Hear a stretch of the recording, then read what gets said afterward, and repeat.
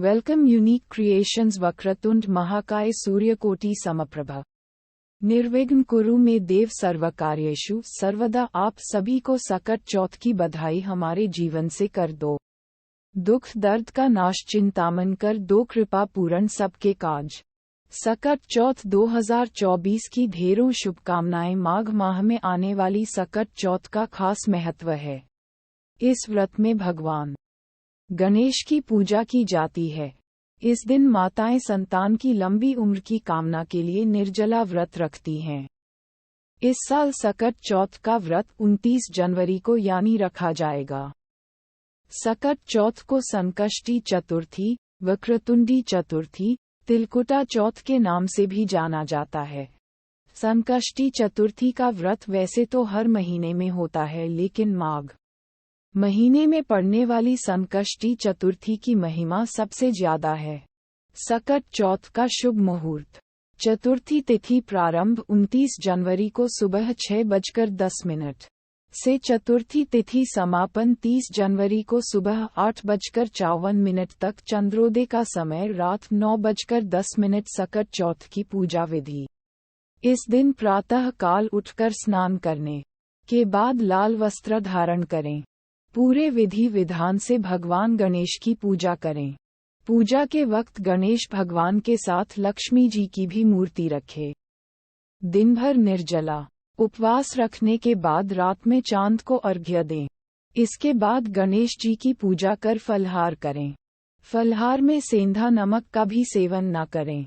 सकट चौथ का महत्व। ऐसी मान्यता है कि जो माताएं सकट चौथ के दिन निर्जला व्रत रखती हैं और पूरी श्रद्धा से गणेश भगवान की पूजा करती हैं, उनकी संतान हमेशा निरोग रहती है।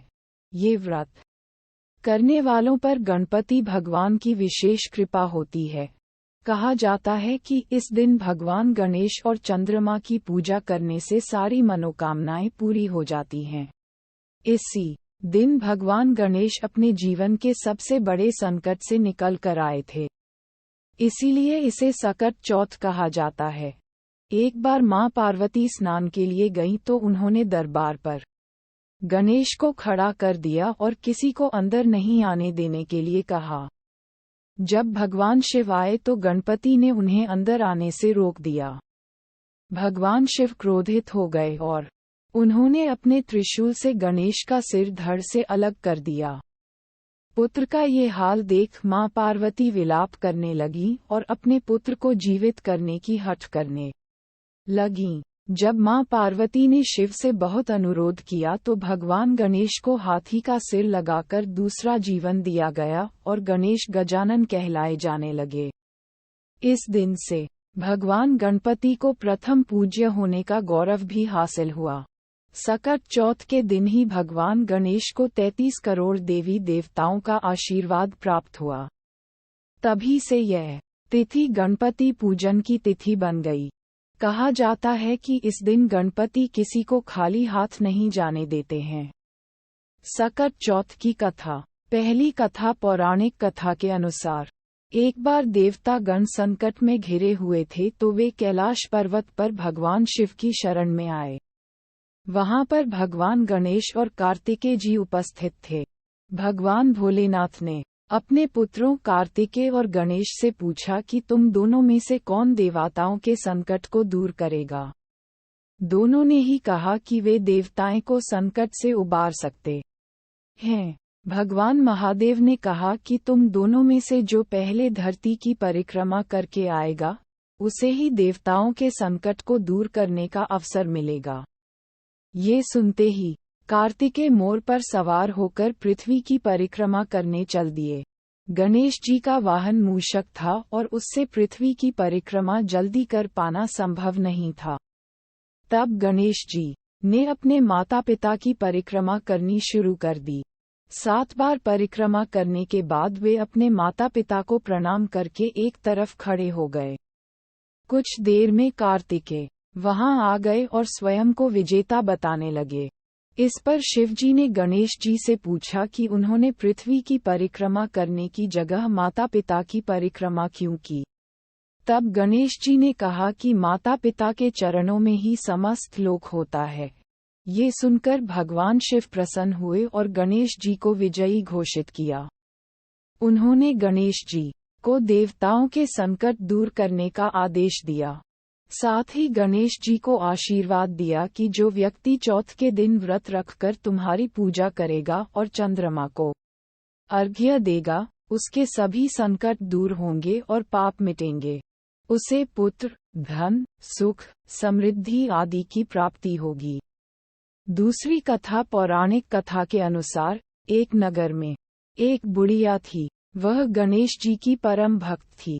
हमेशा चतुर्थी का व्रत रखती और गणेश जी की पूजा करती थी। एक दिन गणेश जी प्रकट हुए और उससे बोले कि आज तुम जो चाहो मांग लो, मन की मुराद पूरी होगी। इस पर बुढ़िया ने गणेश जी से कहा कि उसे तो मांगना नहीं आता, वह कैसे कुछ मांगे। तब गणेश जी ने कहा कि तुम अपने बेटे और बहू से सलाह लेकर मांग ले। इस पर बुढ़िया ने अपने बेटे से कहा कि गणेश जी ने कुछ मांगने को कहा है, क्या मांग लूं? उसने कहा कि धन मांग ले। उसकी पत्नी ने कहा कि नाती मांग ले। बुढ़िया ने पड़ोस के लोगों से भी इस बारे में पूछा, तो उन्होंने कहा कि धन और नाती का तुम्हें क्या लाभ है, तुम अंधी हो। अपने लिए गणेश जी से आंखों की रोशनी मांग लो। बुढ़िया ने गणेश जी से कहा कि आप प्रसन्न हैं तो 9 करोड़ की माया दो, निरोगी काया दो, अखंड सुहाग दो, आंखों की रोशनी दो, नाती और पोता दो, सुख और समृद्धि दो और जीवन के अंत में मोक्ष दो। इस पर गणेश जी ने कहा कि बुढ़िया माँ, तुमने तो मुझे ठग लिया, लेकिन जाओ तुम्हारी सब मनोकामनाएं पूरी हों। उसके बाद गणेश जी वहां से चले गए। बुढ़िया को सब कुछ प्राप्त हो गया। तीसरी कथा, एक समय की बात है कि विष्णु भगवान का विवाह लक्ष्मी जी के साथ निश्चित हो गया। विवाह की तैयारी होने लगी। सभी देवताओं को निमंत्रण भेजे गए, परंतु गणेश जी को निमंत्रण नहीं दिया, कारण जो भी रहा हो। अब भगवान विष्णु की बारात जाने का समय आ गया। सभी देवता अपनी पत्नियों के साथ विवाह समारोह में आए। उन सबने देखा कि गणेश जी कहीं दिखाई नहीं दे रहे हैं। तब वे आपस में चर्चा करने लगे कि क्या गणेश जी को नहीं न्योता है या स्वयं गणेश जी ही नहीं आए हैं। सभी को इस बात पर आश्चर्य होने लगा। तभी सबने विचार किया कि विष्णु भगवान से ही इसका कारण पूछा जाए। विष्णु भगवान से पूछने पर उन्होंने कहा कि हमने गणेश जी के पिता भोलेनाथ महादेव को न्योता भेजा है। यदि गणेश जी अपने पिता के साथ आना चाहते तो आ जाते, अलग से न्योता देने की कोई आवश्यकता भी नहीं थी। दूसरी बात यह है कि उनको 1.25 मन मूंग, 1.25 मन चावल, 1.25 मन घी और 1.25 मन लड्डू का भोजन दिन भर में चाहिए। यदि गणेश जी नहीं आएंगे तो कोई बात नहीं, दूसरे के घर जाकर इतना सारा खाना पीना अच्छा भी नहीं लगता। इतनी वार्ता कर ही रहे थे कि किसी एक ने सुझाव दिया, यदि गणेश जी आ भी जाएं तो उनको द्वारपाल बनाकर बैठा देंगे कि आप घर की याद रखना। आप तो चूहे पर बैठकर धीरे धीरे चलोगे तो बारात से बहुत पीछे रह जाओगे। ये सुझाव भी सबको पसंद आ गया, तो विष्णु भगवान ने भी अपनी सहमति दे दी। होना क्या था कि इतने में गणेश जी वहां आ पहुंचे और उन्हें समझा बुझाकर घर की रखवाली करने बैठा दिया। बारात चल दी। तब नारद जी ने देखा कि गणेश जी तो दरवाजे पर ही बैठे हुए हैं, तो वे गणेश जी के पास गए और रुकने का कारण पूछा। गणेश जी कहने लगे कि विष्णु भगवान ने मेरा बहुत अपमान किया है। नारद जी ने कहा कि आप अपनी मूषक सेना को आगे भेज दें, तो वह रास्ता खोद देगी जिससे उनके वाहन धरती में धंस जाएंगे। तब आपको सम्मानपूर्वक बुलाना पड़ेगा। अब तो गणेश जी ने अपनी मूषक सेना जल्दी से आगे भेज दी और सेना ने जमीन पोली कर दी। जब बारात वहां से निकली तो रथों के पहिए धरती में धंस गए। लाख कोशिश करें परंतु पहिए नहीं निकले। सभी ने अपने अपने उपाय किए, परंतु पहिए तो नहीं निकले, बल्कि जगह जगह से टूट गए। किसी की समझ में नहीं आ रहा था कि अब क्या किया जाए। तब तो नारद जी ने कहा, आप लोगों ने गणेश जी का अपमान करके अच्छा नहीं किया। यदि उन्हें मना कर लाया जाए तो आपका कार्य सिद्ध हो सकता है और यह संकट टल सकता है। शंकर भगवान ने अपने दूत नंदी को भेजा और वे गणेश जी को लेकर आए। गणेश जी का आदर सम्मान के साथ पूजन किया। तब कहीं रथ के पहिए निकले। अब रथ के पहिए निकल को गए, परंतु वे टूट फूट गए तो उन्हें सुधारे कौन। पास के खेत में खाती काम कर रहा था, उसे बुलाया गया। खाती अपना कार्य करने के पहले श्री गणेशाय नमः कहकर गणेश जी की वंदना मन ही मन करने लगा।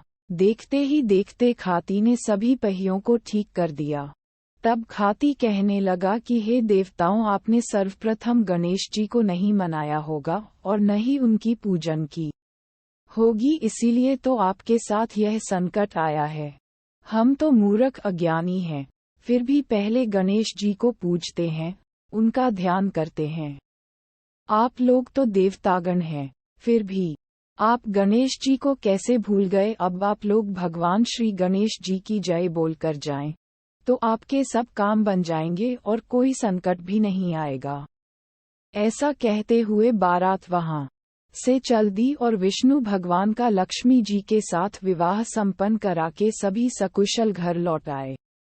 हे गणेश जी महाराज, आपने विष्णु को जैसो कारज सारियो ऐसो कारज सबको सिद्ध कर जो, बोलो गजानन भगवान की जय। चौथी कथा। श्री गणेश चतुर्थी व्रत की पौराणिक कथा के अनुसार एक बार भगवान शिव तथा माता पार्वती नर्मदा नदी के किनारे बैठे थे। वहां माता पार्वती ने भगवान शिव से समय व्यतीत करने के लिए चौपड़ खेलने को कहा। शिव चौपड़ खेलने के लिए तैयार हो गए, परंतु इस खेल में हार जीत का फैसला कौन करेगा, ये प्रश्न उनके समक्ष उठा तो भगवान शिव ने कुछ तिनके एकत्रित कर उसका एक पुतला बनाकर उसकी प्राण प्रतिष्ठा कर दी और पुतले से कहा, बेटा हम चौपड़ खेलना चाहते हैं, परंतु हमारी हार जीत का फैसला करने वाला कोई नहीं है, इसीलिए तुम बताना कि हम दोनों में से कौन हारा और कौन जीता। उसके बाद भगवान शिव और माता पार्वती का चौपड़ खेल शुरू हो गया। ये खेल 3 बार खेला गया और संयोग से तीनों बार माता पार्वती ही जीत गईं। खेल समाप्त होने के बाद बालक से हार जीत का फैसला करने के लिए कहा गया तो उस बालक ने महादेव को विजयी बताया। ये सुनकर माता पार्वती क्रोधित हो गईं और क्रोध में उन्होंने बालक को लंगड़ा होने, कीचड़ में पड़े रहने का श्राप दे दिया। बालक ने माता पार्वती से माफी मांगी और कहा कि यह मुझसे अज्ञानतावश ऐसा हुआ है, मैंने किसी द्वेष भाव में ऐसा नहीं किया। बालक द्वारा क्षमा मांगने पर माता ने कहा, यहाँ गणेश पूजन के लिए नागन्याय आएंगी, उनके कहे अनुसार तुम गणेश व्रत करो, ऐसा करने से तुम मुझे प्राप्त करोगे। ये कहकर माता पार्वती शिव के साथ कैलाश पर्वत पर चली गईं। 1 वर्ष के बाद उस स्थान पर नागन्याएं आईं। तब नागन्याओं से श्री गणेश के व्रत की विधि मालूम करने पर उस बालक ने 21 दिन लगातार गणेश जी का व्रत किया। उसकी श्रद्धा से गणेश जी प्रसन्न हुए। उन्होंने बालक को मनोवांछित फल मांगने के लिए कहा। उस पर उस बालक ने कहा, हे विनायक, मुझ में इतनी शक्ति दीजिए कि मैं अपने पैरों से चलकर अपने माता पिता के साथ कैलाश पर्वत पर पहुंच सकूं और वे ये देख प्रसन्न हों। तब बालक को वरदान देकर श्री गणेश अंतर्ध्यान हो गए। इसके बाद वह बालक कैलाश पर्वत पर पहुंच गया और कैलाश पर्वत पर पहुंचने की अपनी कथा उसने भगवान शिव को सुनाई। चौपड़ वाले दिन से माता पार्वती शिवजी से विमुख हो गई थीं, अतः देवी के रुष्ट होने पर भगवान शिव ने भी बालक के बताए अनुसार 21 दिनों तक श्री गणेश का व्रत किया। इस व्रत के प्रभाव से माता पार्वती के मन से भगवान शिव के लिए जो नाराजगी थी वह समाप्त हो गई। तब यह व्रत विधि भगवान शंकर ने माता पार्वती को बताई। ये सुनकर माता पार्वती के मन में भी अपने पुत्र कार्तिकेय से मिलने की इच्छा जागृत हुई। तब माता पार्वती ने भी 21 दिन तक श्री गणेश का व्रत किया तथा दूर्वा, फूल और लड्डुओं से गणेश जी का पूजन अर्चन किया। व्रत के 21वें दिन कार्तिकेय स्वयं माता पार्वती जी से आ मिले। उस दिन से श्री गणेश चतुर्थी का यह व्रत समस्त मनोकामनाओं की पूर्ति करने वाला व्रत माना जाता है। इस व्रत को करने से मनुष्य के सारे कष्ट दूर होकर मनुष्य को समस्त सुख सुविधाएं प्राप्त होती हैं। 5वीं कथा। एक साहूकार और एक साहूकारनी थे। वह धर्म पुण्य को नहीं मानते थे। इसके कारण उनके कोई बच्चा नहीं था। एक दिन साहूकारनी पड़ोसी के घर गई। उस दिन सकट चौथ था। वहां पड़ोसन सकट चौथ की पूजा करके कहानी सुना रही थी। साहूकारनी ने पड़ोसन से पूछा, तुम क्या कर रही हो? तब पड़ोसन बोली कि आज चौथ का व्रत है, इसलिए कहानी सुना रही हूँ। तब साहूकारनी बोली, चौथ के व्रत करने से क्या होता है? तब पड़ोसन बोली, इसे करने से अन्न, धन, सुहाग, पुत्र सब मिलता है। तब साहूकारनी ने कहा, यदि मेरा गर्भ रह जाए तो मैं 1.25 सेर तिलकुट करूंगी और चौथ का व्रत करूंगी। श्री गणेश भगवान की कृपया से साहूकारनी के गर्भ रह गया। तो वह बोली कि मेरे लड़का हो जाए तो मैं 2.5 सेर तिलकुट करूंगी। कुछ दिन बाद उसके लड़का हो गया। तो वह बोली कि हे चौथ भगवान, मेरे बेटे का विवाह हो जाएगा तो 5.25 सेर का तिलकुट करूंगी। कुछ वर्षों बाद उसके बेटे का विवाह तय हो गया और उसका बेटा विवाह करने चला गया। लेकिन उस साहूकारनी ने तिलकुट नहीं किया। इस कारण से चौथ देव क्रोधित हो गए और उन्होंने फेरों से उसके बेटे को उठाकर पीपल के पेड़ पर बिठा दिया। सभी वर को खोजने लगे पर वो नहीं मिला। हताश होकर सारे लोग अपने अपने घर को लौट गए। इधर जिस लड़की से साहूकारनी के लड़के का विवाह होने वाला था, वह अपनी सहेलियों के साथ गणगौर पूजने के लिए जंगल में दूब लेने गई। तभी रास्ते में पीपल के पेड़ से आवाज आयो, मेरी अर्धव्यही। यह बात सुनकर जब लड़की घर आई, उसके बाद वह धीरे धीरे सूखकर कांटा होने लगी।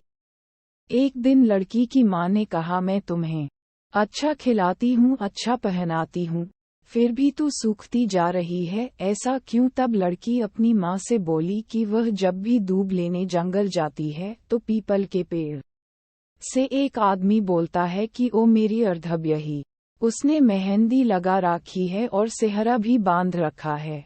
तब उसकी माँ ने पीपल के पेड़ के पास जाकर देखा, ये तो उसका जमाई ही है। तब उसकी माँ ने जमाई से कहा, यहाँ क्यों बैठे हैं? मेरी बेटी तो अर्धव्यही कर दी और अब क्या लोगे? साहूकारनी का बेटा बोला, मेरी माँ ने चौथ का तिलकुट बोला था लेकिन नहीं किया, इसलिए चौथ माता ने नाराज होकर यहाँ बैठा दिया। ये सुनकर उस लड़की की माँ साहूकारनी के घर गई और उससे पूछा कि तुमने सकट चौथ का कुछ बोला है क्या? तब साहूकारनी बोली, तिलकुट बोला था। उसके बाद साहूकारनी बोली, मेरा बेटा घर आ जाए तो 2.5 मन का तिलकुट करूंगी। इससे श्री गणेश भगवान प्रसन्न हो गए और उसके बेटे को फेरों में लाकर बैठा दिया। बेटे का विवाह धूमधाम से हो गया। जब साहूकारनी के बेटा एवं बहू घर आ गए तब साहूकारनी ने 2.5 मन तिलकुट किया और बोली, हे चौथ देव, आपके आशीर्वाद से मेरे बेटा बहू घर आए हैं, जिससे मैं हमेशा तिलकुट करके व्रत करूंगी। इसके बाद सारे नगर वासियों ने तिलकुट के साथ सकट व्रत करना प्रारंभ कर दिया। हे सकट चौथ, जिस तरह साहूकारनी को बेटे बहू से मिलवाया, वैसे ही हम सबको मिलवाना। इस कथा को कहने सुनने वालों का भला करना। बोलो सकट चौथ की जय। श्री गणेश देव की जय। Unique creations team.